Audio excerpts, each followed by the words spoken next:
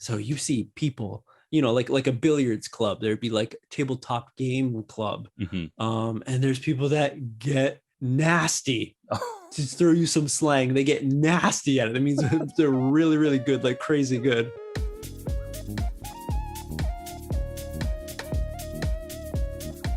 Hey everyone, welcome back to another fantastic you're on my team, maybe not episode. I don't know if that made sense. Anyways, we're the hosts. My name is MJ. My name is Adam. So today, everyone, we're going to be talking about a topic given to us by a Third Step member, Stanley Wong. Thank you so much for always giving us great topics to talk about. Today, everyone, we will be talking about the beautiful miniature sport, maybe, of foosball. Yeah. All right. So again, this one comes from Stanley Wong, our Third Step member. Thank you so much again for the support. And he wanted us actually to talk about foosball. It's soccer, indoor soccer, on the table soccer, where your parents aren't going to get mad because there isn't a huge soccer ball flying around the room. It can be played with only two players, or you can have teams of two in foosball. Some people say tabletop tennis. I don't know why it became foosball, a very interesting name. Maybe the type of ball that was used back in the day was a foosball. But if that's the case, I don't know what a foos is. But in Canada, when I was going to school, we didn't call it foosball or table tennis. We called it jits. Jits was the name of our game. And that was like the game we used to play. Same idea, same table with soccer players, but we all called it jits. Yeah. JITZ. Jits. That is very awkward. Yeah. I don't know. It was like the thing it was. How does that happen? How are there so many different names for this? I think it was because of it was like an Italian kind of game. Like all of the Italian and Portuguese students would play, and they would all call it jits. Let's go play some jits.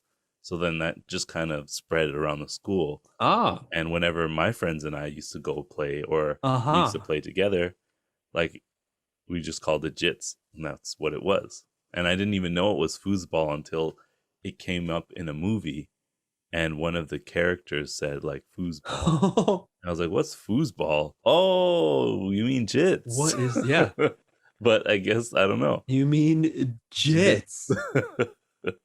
Okay. Well, since that piques my curiosity. So I'm looking at the Wikipedia, everyone, for tabletop or table football is what it says. Okay. Also known as table soccer, also known as foosball in North America. So there you go, North America is where we called it foosball. Maybe they should change that and it just says America, because in Canada, at least where you're from, it's called nobody was else. saying foosball.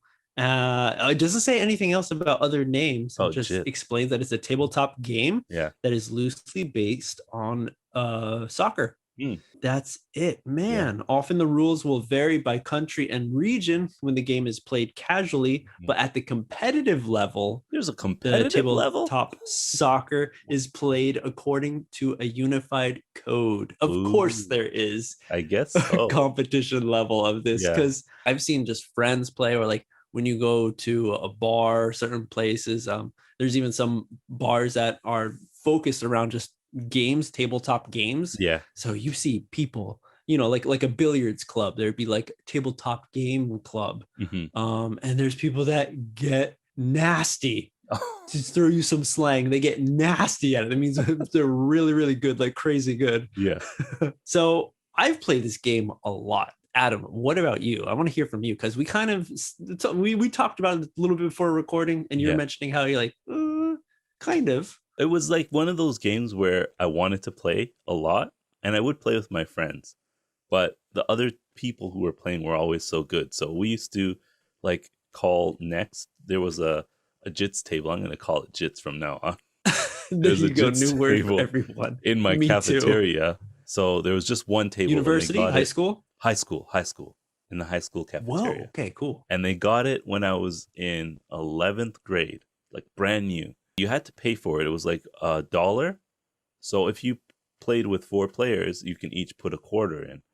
And so when you would lose, the losing team would always have to get kicked out, and the winning team would team would stay on, and the next team would kind of play and put their money in the game. So a lot of times I would put a quarter on the table, and I'd get kicked out so early that, I'd play one game, and then the winning guys always used to stay for the whole lunch period. So I never really got a chance to get good. But like you were saying before, the guys who were really good, you would see them and they would be like doing all these like hand movements. Like if the ball was in the center, they'd move the player in a circle around it and kind of fake the other team out. And then they would like move their arms and stuff. And one of my friends got really good, and he was able to bounce the ball off of the wall and then kick it over into the goal from the other side of the table. It's like it gets air. Yeah, it gets air inside. It's covered in, it's a glass covered table basically, but it would basically that one. Hit the roof, the glass ceiling, and roll and bounce into the net from the other side of the table, if that makes sense. Into the goal. We're not talking about basketball. It's not real soccer. But if you just think of that table, like 4 people could stand shoulder to shoulder, so 2 on each side to play. Okay, that's true. Yeah, basically, it seems big. Yeah. Maybe when we were younger, it was bigger, but I think like now it would be like, this thing is tiny. Okay, yeah. I did see them at Costco too, and that like was always like in my mind, like, oh wow, I remember guys used to do all these tricks on this thing, and make the ball fly and bounce into the net. And I was always like, I wanted to learn that, but I never had enough time on the table to actually play it to get that good. Yeah. So you always had to pay money to play this game. Pretty much. Therefore, you couldn't really get good at it. Maybe the natural talent wasn't there. You needed to practice more. Yeah. But then you're like, man, I'm not good. I always lose, pretty much losing my money. But did you have fun while you were doing it? Of course. Oh, yeah. Of course. Another place where we used to go breakdance, they had one for free. So we would go play there. And that was like the best. Sometimes we wouldn't even breakdance. We just played jits the whole time. But it's always fun. It's like a really fun game. You can play with your friend. You can play with 4 friends. It's just a great game. But yeah, I was not really introduced to foosball until like as growing up as a kid. I only saw it on like TV.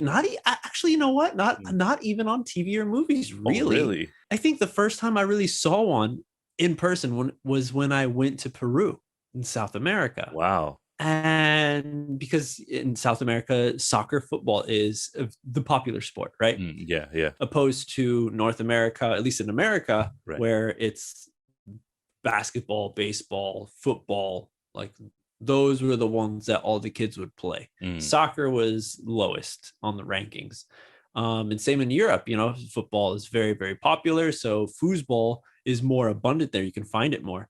But in the US, like I never had a place to play. I don't think I've ever found it. My school had it in high school, kind of similar to yours. It was free to play though, because nobody touched the thing pretty much. And it was only like a small number of people who would play it. I would always have to like kind of drag my friends to play it because they're like, oh, what's this thing? Yeah. And I'm like, dude, foosball.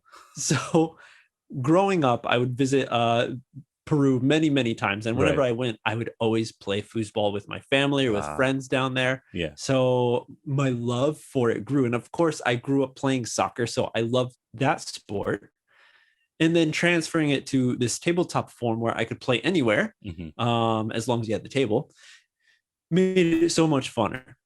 And then to learn about the skill involved, that was just like next level to me. Really blew my mind to learn how like the first time I saw somebody like pass it like down the line to you have your rod.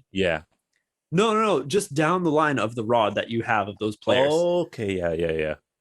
So if you have the stick guy, you use the side of him to pass the ball, and then you lift it up and move straight it across. Yeah, you lift them down, and then you bring it down to catch it over here, and then make the shot or something. I was like, oh, what? And of course, in real time, it happened so fast, so it took a while for me to understand what was really happening. Yeah.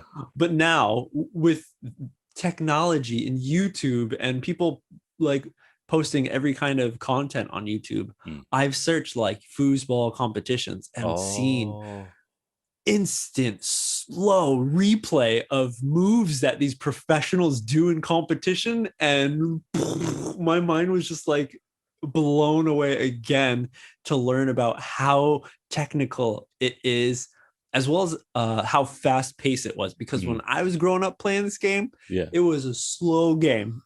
It took a while, a lot of missed shots. Not me.